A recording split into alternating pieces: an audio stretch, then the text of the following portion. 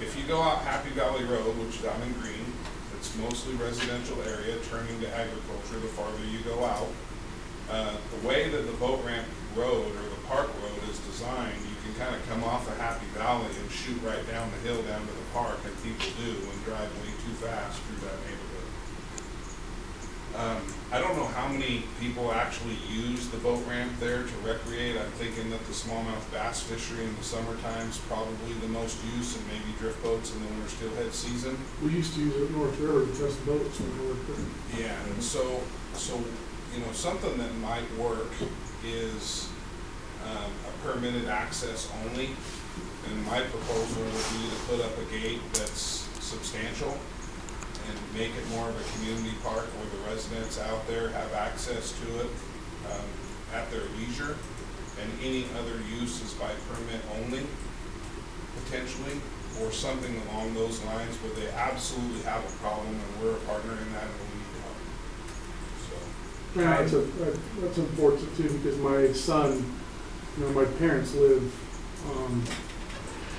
off of Rolling Hills there, and he used to walk down there and take him fishing and canoeing and all that stuff. He's older now, he's in a senior next year. But it sounds like it wouldn't be a good place to go anymore. I wouldn't let my kid walk around down there.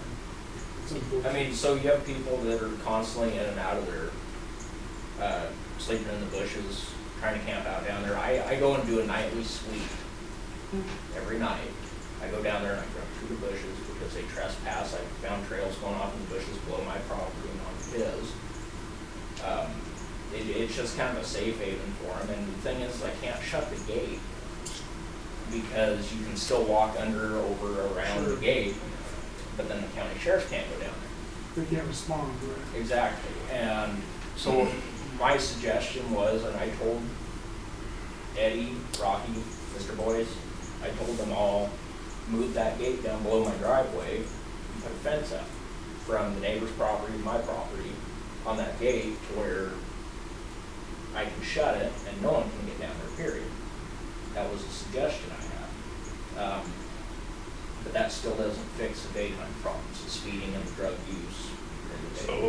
So this is not intended to be a solution to your problem, but I know there's a fairly active neighborhood watch program in Green. Are they, is this on your radar? You're talking about kind of that Facebook group thing? Yeah. So I don't have a Facebook. Okay. I'm probably the only person in the room that doesn't. Well, one of the things I would suggest is, I mean, again, this isn't a solution, but so that some of the burden is taken off of your shoulders is to figure out how to get in contact with the administrators of that Facebook group. I probably can figure that out for you and have them be vigilant about this particular area, so that even though it may take a deputy 10 minutes to respond, at least if you have someone who is watching this area or maybe taking, other than yourself, that there's constant observation of what's going on there. Well, I'm pretty much the constant observation because I own a business and I work from home. So I'm there pretty much all the time, and in a way it's kind of a blessing. In another way it's a hindrance because I can't get anything done because I'm constantly chasing drug dealers off my street. Sure. So one of the things that I think we could do immediately for a fairly minimal cost that we can't afford is to move the gate. And if you guys turn around and look at the screen behind you, what you'll see is the boat ramp and Blake's property's right there on that corner, and the gate is essentially right by that big tree there, right at the beginning of the road. But to take that out, move the gate down lower to the bottom, make a substantial gate, and that shouldn't cost more than a couple $1,000. My suggestion would also be to give Emilio and Mr. McGowan and Blake and any of the other neighbors that live right there on site a key to the gate so that they can open and close it from dawn to dusk themselves. And I think I've heard from them that they'd be willing to help police that so we don't have to send staff out there every day. And I also, maybe with the cooperation of Blake, maybe there's a potential where we can put a street light up down there at the boat ramp that comes on at night and pay him If the power would have to come from your house, I don't know if it would, or if we could get our own power, but to put a street light up down there at the facility. And those things I think are fairly reasonable and would go a long way to solving some of that problem. I agree, kind of make it more inhospitable. People don't like to do those things in the light of day. Remember the light of a street light when they know that people are starting to take notice. If you take more notice, they're gonna be less inclined to go there. Tweakers like to sleep in when they're sleeping. And big speed bumps on that road, because there's no reason for them to go more than 10 miles. Ridiculous speed bump. How do we address though this parking problem that he's having where people are avoiding parking in the area that they need to pay and they're parking in front of his property and the other neighbor? We just go out and cite a few of them. Yeah. We just go out and cite a few of them, and once the word gets out that we're writing actual tickets and they're gonna end up having to pay and go to court, which we have the ability to do now, we just go out and do some enforcement early, and then we let the word spread, and I think that problem gets much better. Well, I guess you see the same group of people over and over, right? Pretty consistent, Yes familiar and no. faces. So there's a dope house right up the street in the cul-de-sac that we all live on. And so it's a lot of that constant traffic. Some of that doesn't go down the boat ramp, some of it does. And that would be Petite's property. Yeah. Hmm. Yeah. Yeah, that whole grouping right That's there. it right there. So you guys can drop the bomb on that place if you want. Don't like recommend. Yeah, it is. No. How hard is it to put like a key card, electronic lock or something like that? I'd have to talk to IT on that. So it's not hard, it's just the cost. So just so you guys do know, we have in our workflow to move the gate. We've acquired additional speed bumps to get installed. And so it's just, we have a staffing shortage. So we're trying to maximize our staff to do the big stuff that we get yelled at for. Clean restrooms is one of those. We have a service that goes down there once a week to clean out, supposed to be once a week to clean out that restroom. So if it's not occurring, you know, No, they do good cleaning that out. then you guys need to let us know and we can But work it with fills our up faster contractor. once a week.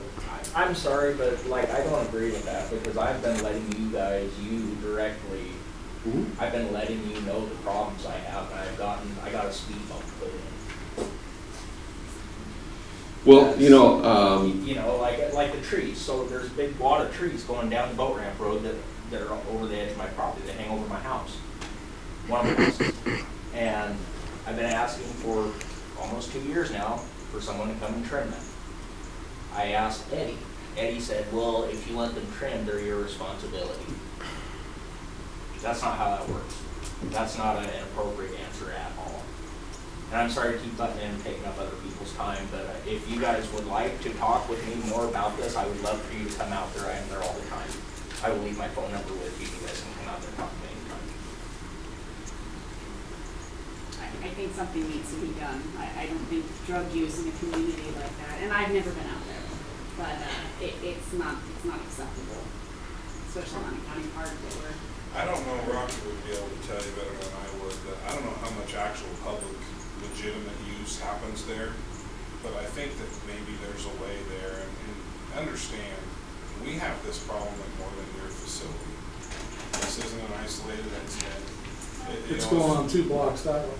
As far as the boat ramp goes and cleaning the boat ramp, you know, we don't come out and clean the boat ramp in February because the water comes up and down so much that time of year that you clean it out and a week later it's mucked up again. We kind of try to wait until all of that nonsense is over and we can go out and take care of it. But the rest of this stuff, this is a unique circumstance because this facility really is right in the middle of this community.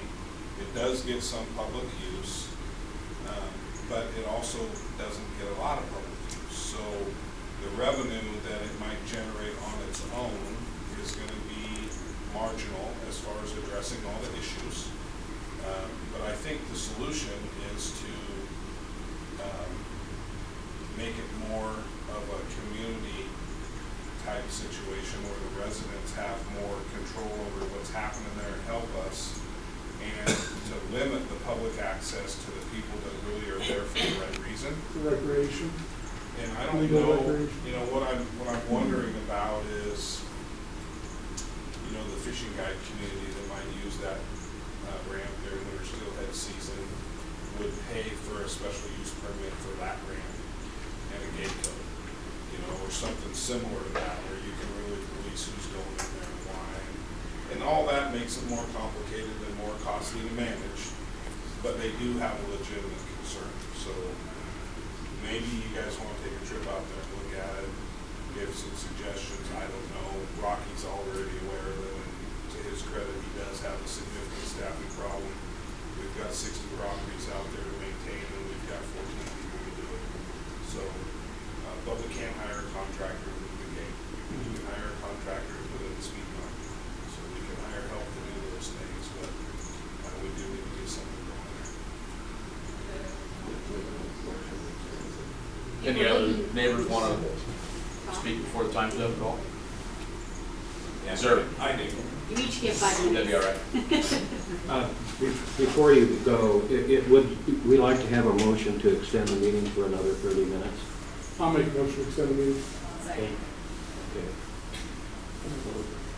All in favor? Aye. Okay, great. Thank you. I'm Mike McGowan. I live at 141 Parkhurst Court, which is the street that you see there. It's named Poteet Avenue, which is incorrect. We've been trying to get that changed for the last 2 years, and it hasn't happened.